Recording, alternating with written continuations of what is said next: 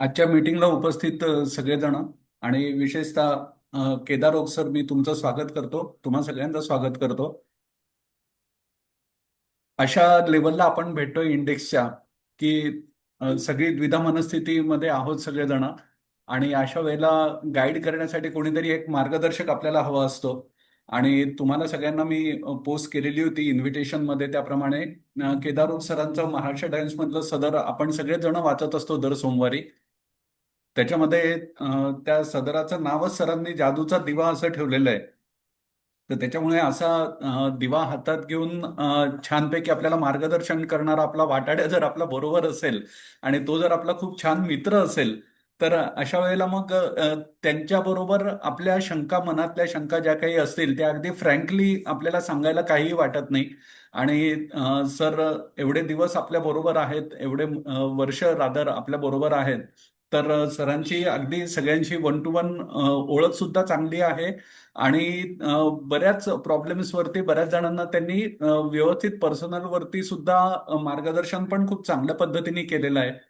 आणि एकच फक्त तुम्हाला सांगतो सध्याची परिस्थिती, आणि आपण केदार सरांचं मार्गदर्शन घेऊया. थ्री इडियट्स नावाचा सिनेमा सगळ्यांना आठवत असेल. आणि त्या सिनेमामधलं ऑल इज वेल हे गाणं पण सगळ्यांना नक्कीच लक्षात असेल. कदाचित खूप जणांच्या त्या प्लेलिस्टमध्ये सुद्धा ते नक्की असणार आहे. तर त्या गाण्याच्या ओळी मला अनेक वेळेला आठवतात, विशेषतः अशा परिस्थितीमध्ये की त्याच्यामध्ये तो आमिर खान ऍक्टर आहे त्या सिनेमामधला, तो सांगतो की त्यांच्या इकडे एक वॉचमन असायचा आणि तो वॉचमन रोज रात्री फिरताना ऑल इज वेल असं करत ती काठी वाजवत जायचा. एक दिवशी त्यांच्या सोसायटीमध्ये चोरी झाली, तो वॉचमन फिरत असून सुद्धा. आणि मग नंतर लक्षात आलं सगळ्यांच्या की त्या वॉचमनला खरं सांगायचं तर दिसतच नव्हतं. पण असं असून सुद्धा तो ज्या वेळेला असं दिलासादायक ऑल इज वेल असे शब्द सांगायचा, तर त्यावेळेला सगळ्यांना एक मनामध्ये काहीतरी विश्वास असायचा की ठीक आहे, कोणीतरी जागा आहे आपल्यासाठी. आणि ते आपल्यासाठी चांगला रोल प्ले करतायत आणि आपल्याला कुठलेही संकट येऊ देणार नाहीत वगैरे असं. पण केदार सरांसारखा ज्यावेळेला हातामध्ये जादूचा दिवा घेऊन आपल्या बरोबर असणारी कोणीतरी एक जागरूक व्यक्ती बरोबर असते, तर आत्ताच्या गोंधळलेल्या परिस्थितीमध्ये अगदी त्या आंधळ्या वॉचमन सारखं नाही, पण डोळसपणे आपल्याला सगळं जे काही चाललेलं आहे जगामध्ये त्याचे अर्थ, त्याचे लिंक, आणि जिथे असे काही डॉट्स असतात, हे डॉट्स एकमेकांना कनेक्ट करून त्याच्यामधनं आपण अर्थ काय काढायचे आणि आपण करतोय ते बरोबर आहे का नाही, हे दिलासादायक शब्द ज्यावेळेला एक्सप्लेन केले जातात, हे सगळे डॉट कनेक्ट करत, तर त्यावेळेला आपल्याला खात्री अशी पटते नक्की की आपण जे काही करतोय हे फार काही चुकीचं नाहीये. आणि सरांच्या सल्ल्याने आणि सरांच्या मार्गदर्शनामुळे अजून जर आपल्याला काही दोन चार पॉइंट्स त्याच्यामध्ये मिळाले, तर आपल्या ज्या काही चुका होत्या किंवा करतोय आपण, या नक्की आपल्याला दूर करता येतात. म्हणून मीटिंगच्या अगोदर मी तुमच्याकडनं प्रश्नही मागवलेले होते. ते प्रश्न आपण सरांपर्यंत पोहोचवलेले आहेत. तर सर थोडंसं प्रास्ताविक करतील आणि मग त्या प्रश्नांकडेच आपण डायरेक्ट जाणार आहोत. आणि त्या प्रत्येक प्रश्नाची उत्तरं, आणि ही मीटिंग दोन सेशनमध्ये होणार आहे. तर पहिल्या सेशनमध्ये आतापर्यंत जे प्रश्न सरांपर्यंत पोहोचलेले आहेत ते प्रश्न, आणि सेकंड सेशनमध्ये लाईव्ह तुम्ही अनम्यूट करून सरांबरोबर वन टू वन डिस्कस करू शकता की काय तुमचे इश्यूज आहेत किंवा काही पॉइंट जर आपले कव्हर करायचे राहिलेले असले तर. तर जास्त वेळ न घालवता केदार सर, मी तुम्हाला विनंती करतो की जो आपल्या मीटिंगचा टॉपिक आहे आणि जे प्रश्न तुमच्यापर्यंत पोहोचवलेत, तर त्याचा आढावा घेऊन तुम्ही आम्हाला मार्गदर्शन करावं असं. तुमचा आवाज येस. फक्त जरा. हा, येतोय आता येतोय. येतोय आवाज हो तुम्हाला? येतोय. आवाज येतोय? येतोय येतोय. हा. हो येतोय. थँक्यू. सर्वप्रथम पेटली साहेब धन्यवाद. तुम्ही मला परत एकदा बोलायची संधी दिली. अ, माझी मैत्रीण पूर्वा कर्वे पण आपल्याबरोबर कनेक्टेड आहे.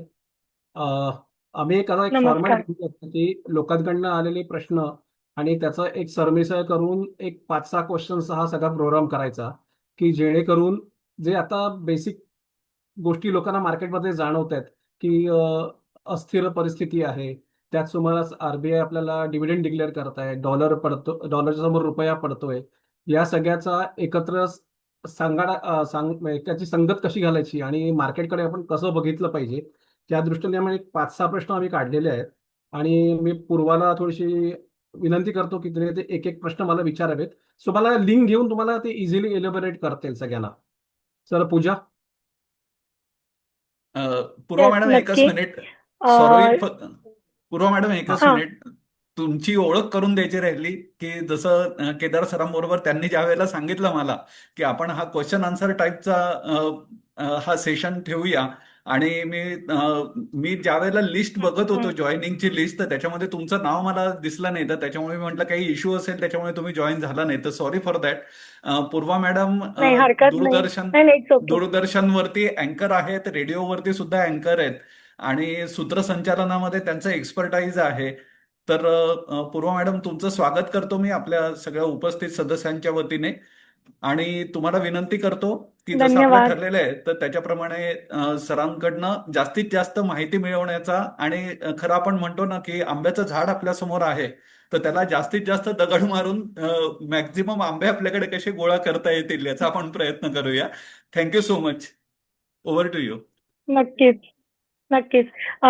येस, तुम्ही आंब्याचं झाड म्हणालात, पण थोडीशी परिस्थिती अशी असते, की आंब्याच्या झाडाचे आंबे खायला गोड लागतात, पण एखादा दगड किंवा एखादा आंबा तोडून आल्यावरती डोळ्यात गेलेला चीक, ही जबाबदारी आपली असते. तसंच मार्केटचं पण आहे, की एक्सपर्टने कितीही काही सांगितलं तरी थोडीफार रिस्क फॅक्टर हा आपल्याकडे कायमच असतो. त्यामुळे तो आपण लक्षात घेऊनच हे सगळं जर का आपलं सेमिनार किंवा आपण जी काय आता चर्चा करतोय ती लक्षात घेतली तर कदाचित सगळ्यांनाच सोपं जाईल. केदार सर, बरोबर आहे ना? येस, बरोबर बोला. आणि त्याचबरोबर आणि मार्केटची सध्याच्या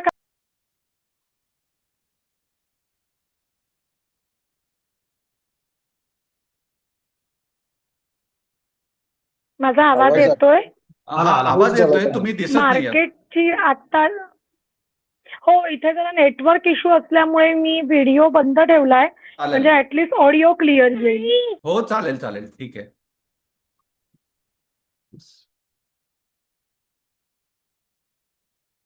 पूर्वा मॅडम, बोला तुम्ही. पूर्ण म्यूट म्यूट झाले परत. मार्केटची सध्याची परिस्थिती काय आहे आणि त्या परिस्थितीमध्ये सामान्य माणसाने या सगळ्याकडे कसं पाहावं? सध्याची मार्केटची परिस्थिती ही खूपच अस्थिर आहे आणि त्याला मल्टिपल रिझन्स आहेत. मल्टिपल रिझन्स म्हणजे आपण सगळ्यांनीच बघितलं की ट्रम्प आल्यानंतर जी एकंदरीत अस्थिरता बाजाराने काही महिने बघितली, काही काळ बघितली, ती जरा कुठे स्थिर स्थावरत होत असतानाच आपल्या रुपयाने त्या काळात गटांगळी खाल्ली आणि सायमल्टेनियसली क्रूडच्या प्राइस पण व्हायला सुरुवात झाली होती. अ, तुम्ही जर क्रोनॉलॉजी जर बघितली असेल तर तुमच्यासारख्या लक्षात असं येईल ना की ट्रम्पने सुद्धा या सगळ्या गोष्टी या सिस्टमॅटिक आणायला सुरुवात केली होती. सर्वप्रथम त्यांनी टेरिफ वॉर सुरू केलं आणि टेरिफ वॉर नंतर त्यांनी युद्ध सुरू केलं. याचा त्यांना फायदा असा झाला की त्यांचा डॉलर याच्यामध्ये खूप स्ट्रॉंग राहिला आणि एकंदरीत बघता या सगळ्याचा परिणाम आपल्या इकॉनॉमीवरती पहिल्यांदा असा झाला की आपल्या रुपयाने घसरण बघितली आणि क्रूडचा फटका आता आपल्याला सगळ्यांना गेल्या काही काळात कंटिन्युअसली जाणवतोय. याच्यात मुख्य गोष्ट मुळात अशी आहे की आपण बेसिक लेवलला काही गोष्टी समजून घेतल्या पाहिजेत की ज्या आपण जनरल लोक वाचताना किंवा आपण कधी लक्षात घेत नाही. सगळ्यात महत्वाची गोष्ट म्हणजे आपण आपल्या देशाचा जो ताळेबंद हा पहिला बघायला पाहिजे आणि जर आपण आपल्या देशाला $4 ट्रिलियन किंवा चौथ्या जगातली इकॉनॉमी समजत असू तर आपला देश हा पहिला देश आहे की ज्यांच्या करंट अकाउंटमध्ये डेफिसिट आहे. डेफिसिट म्हणजे आपल्या इन्कमपेक्षा आपला खर्च हा जास्ती आहे. त्यामुळे आपलं करंट अकाउंट डेफिसिट कायम 4.1, 4.2, 3 याच्या असामध्ये राहतं आणि या सगळ्याचा परिणाम हा आपल्या इकॉनॉमीवरती गेल्या काही वर्ष सातत्याने आपण बघत आहोत. याचा परिणाम असा झालाय की आज जरा जरी इथे कुठे चलबिचल झाली म्हणजे क्रूडमध्ये झाली किंवा डॉलरमध्ये झाली तर त्याचा सगळ्यात मोठा फटका आपल्या अर्थव्यवस्थेला बसतोय आणि तो इफेक्ट आपण सध्या काही काळ सगळीकडनं जाणून घेतोय. आता जर तुम्ही बघितलं तर मार्केटचा एकंदरीत सिनारिओ असा आहे की लोकांनी पैसे टाकून सुद्धा लोकांना गेल्या काही वर्षात या मार्केटमध्ये परतावा नाहीये आणि एक प्रकारचं फ्रस्ट्रेशन किंवा असं म्हणतो ना की अरे मग मार्केट मार्केट लोक असं करतात आणि आम्हाला एवढा रिटर्न मिळतो असं मिळतं, तर प्रत्यक्षात आम्ही काहीच अनुभव हा गेल्या काही वर्षात घेतलेला नाहीये आणि माझ्या माहितीप्रमाणे गेले 20 महिने आपण हा अनुभव घेतोय.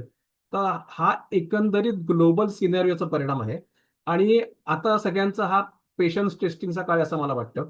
कारण की सगळ्याला खूप याच्यामध्ये पेशन्स ठेवायला लागणार आहेत. मी साधारणतः गेल्या मार्च पर्यंत असे कंपन्यांचे काही रिपोर्ट्स बघितले होते, म्हणजे सेक्टोरियल रिपोर्ट पण काही बघितलेले होते. आणि त्यात मी असं बघितलं होतं की आपले कंपन्यांचे प्रॉफिट आहेत ना, हे गेल्या 26च्या फायनान्शियल इयर्समध्ये खूप चांगले राहिले. त्यामध्ये प्रामुख्याने टेलिकॉम सेक्टर, प्लॅस्टिक्स, रिटेल, एनबीएफसी, त्याच्यानंतर मेटल्स, हेल्थकेअर, नंतर मीडिया, ईएमएस, हे प्रायव्हेट बँक, या सगळ्यांचे साधारणतः प्रॉफिट होते हे त्यांच्या रेव्हेन्यूच्या साधारणतः 10% आणि त्याच्यापेक्षा वरती होते. सो 26च्या लास्ट क्वार्टरमध्ये आपल्याला युद्धाचा परिणाम कुठेही जाणवलेला नाहीये. पण आता एप्रिल पासून जून पर्यंत हा जो प्रमुख क्वार्टर आहे ना, हा आपल्या सगळ्यांच्या दृष्टीने खूप चॅलेंजिंग आहे. आणि हेच आरबीआयने परवाच्या आरबीआय पॉलिसीमधनं आपल्याला त्यांच्या नॅरेशन मध्ये सांगितलेलं आहे. आरबीआयच्या गव्हर्नमेंट आपल्याला असं कुठेही सांगितलेलं नाही की आम्हाला मेजर प्रॉब्लेम आहे, कंट्रोलमध्ये आम्ही न्यूट्रल फॉर्मॅट ठेवलेला आहे. पण तुम्ही त्यांचं जर एलॅबोरेशन बघितलं तर तुमच्या लक्षात असेल की त्यांनी बऱ्याचशा गोष्टी यात हिंट केलेल्या आहेत. आता जो खरा बाजारात येणारा हॉट मनी होता, जो रिटेल इन्व्हेस्टरचा होता, तो त्यांनी दुर्लक्षित करून फॉरेन इन्व्हेस्टर करता बॉन्ड मार्केटमध्ये 40 वर्षाकरता बॉन्ड तुम्ही इन्व्हेस्ट केले तर तुम्हाला टॅक्स फ्री इन्कम मिळेल वगैरे, हे कॉस्मेटिक चेंजेस जे नॉर्मल आणतात ते प्रकारांनी केलेले आहेत. आणि मला वाटतं ही ओव्हरऑल एक टेम्पररी अरेंजमेंट गव्हर्नमेंटने केली आहे. हे काय सरळ खरं जे ऍक्शन घ्यायला पाहिजे अजूनही ती कुठे दृष्टीपथात आलेली नाहीये. तर हा सगळा एक एकंदरीत आत्ताच्या मार्केटचा लेखाजोखा होता, जो मी थोडक्यात तुम्हाला म्हणजे सोप्या भाषेत सांगायचा प्रयत्न केलेला आहे. अ, पूर्वा, तर दुसरा प्रश्न आपला काय आहे?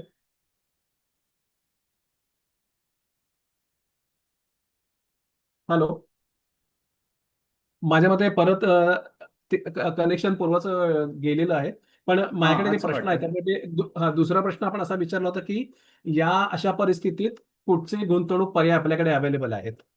तर आत्ताच्या काळात लोकांनी काही महिन्यापूर्वी जे एसआयएफ आलं होतं, सिस्टमॅटिक इन्व्हेस्टमेंट प्लॅन, किंवा एसएफ आलं होतं, आपण एक लमसम 10 लाख रुपये म्युच्युअल फंडमध्ये टाकतो आणि ते आपल्याला काही सर्टन रिटर्न्स त्याच्यावरती देतात. हा एक नवीन प्रकार मार्केटमध्ये आलेला आहे. तो एक लोकांनी या काळात टेस्ट करायला हरकत नाहीये. पण त्याच्यापेक्षा मी तुम्हाला प्रेफरेबल सांगेन तुम्ही रिट्स आणि आयव्हिट्स मध्ये इन्व्हेस्टमेंट करावी. रिट्स मध्ये आता बरेचसे रिट्स चांगल्या किमतीमध्ये आणि चांगल्या रिटर्न्समध्ये आपल्याकडे अवेलेबल्स आहेत. आणि आयव्हिट्स पण लोकांना चांगले रिटर्न काही वर्ष सातत्याने देत आहेत. म्हणजे तुम्हाला जर रॅदर आरबीआय बॉन्डमध्ये जायचं असेल आणि 7 वर्ष पैसे ब्लॉक करायचे असतील आणि गव्हर्नमेंटच्या फ्लक्च्युएटेड इंटरेस्टवरती जर डिपेंड राहायचं असेल, तर त्यापेक्षा आयव्हिट आणि रिट्स हे खूप चांगले पर्याय अवेलेबल आहेत. एक सगळ्यात मोठा पर्याय अवेलेबल आहे लोकांना, जो एआयएफ आहे, जो आपण साधारणतः आपण लोक पटकन जाऊन करायला तयार होत नाही, की ज्याच्यात तिकीट साईज खूप मोठं आहे, साधारणतः 1 कोटीचं तिकीट साईज आहे. आणि त्यामध्ये अल्टरनेट इन्व्हेस्टमेंटमध्ये, त्याच्यामध्ये प्रोडक्टमध्ये इन्व्हेस्टमेंट केली जाते. हा प्रकार तुम्हाला कधी हवं असेल तर मला तुम्ही कधी वैयक्तिक प्रश्न तर तुम्हाला मी पूर्ण डिटेल्समध्ये टाकेन, म्हणजे तुम्हाला साधारणतः आयडिया येईल. कारण तो स्क्वीज करून सांगणं आता कठीण आहे मला सगळं. कारण की त्याच्यामध्ये नॉन लिस्टेड कंपन्या आहेत, गव्हर्नमेंटची प्रोजेक्ट्स आहेत, नवीन नवीन होणाऱ्या डेटा सेंटर्समध्ये इन्व्हेस्टमेंट्स आहेत, काही काही नॉन लिस्टेड कंपन्यांमध्ये इन्व्हेस्टमेंट्स आहेत. तर ही एक वेगळ्या पद्धतीची, मोठ्या पद्धतीची इन्व्हेस्टमेंट आहे.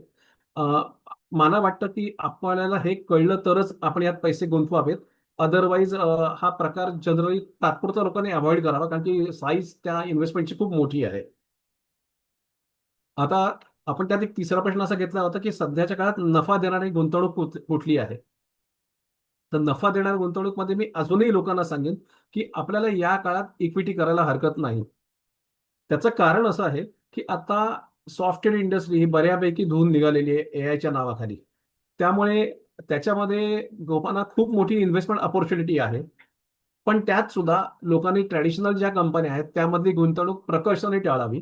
कारण की मला असं वाटतं आता टीसीएसनी जर 100% परफॉर्मन्स दिला असेल किंवा 20% परफॉर्मन्स दिला असेल, तर पुढच्या वर्षी टीसीएस ज्या कंपन्या त्याच स्वरूपात रिटर्न देतील की नाही मला खात्री वाटत नाही. कारण की त्यांच्याकडे नवीन कन्सेप्ट कुठल्याही त्यांच्या बिझनेस मॉडेलमध्ये मला दिसून येत नाहीये.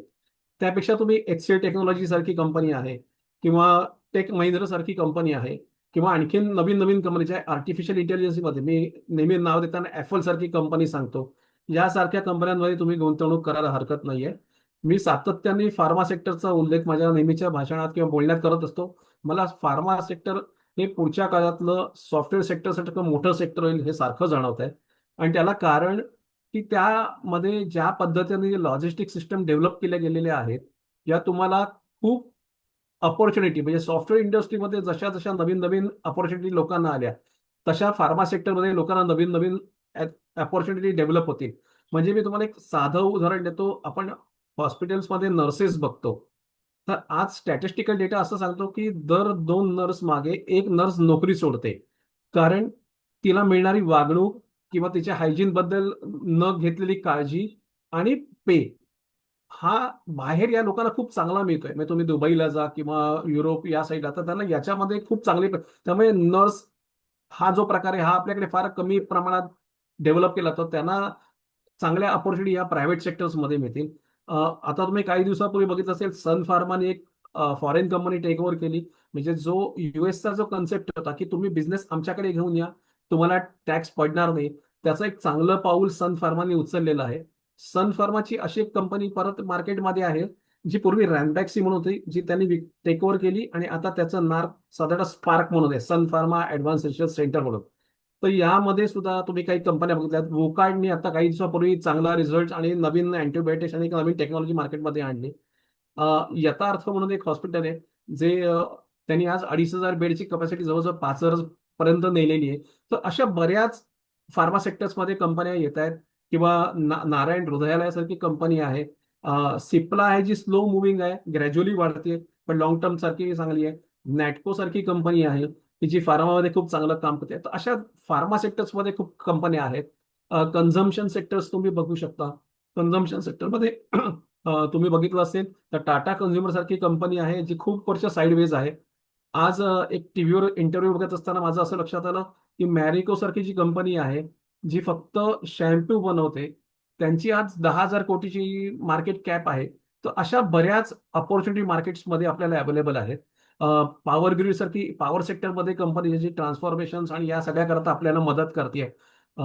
आजचा लो प्राइसला गव्हर्नमेंटचा स्टॉक चांगला तुम्हाला चांगल्या स्वरूपात अवेलेबल आहे, जो तुम्ही 2 वर्ष 3 वर्ष जर होल्ड केला तर तुम्हाला खूप चांगला एक्सपिरियन्स देऊ शकेल.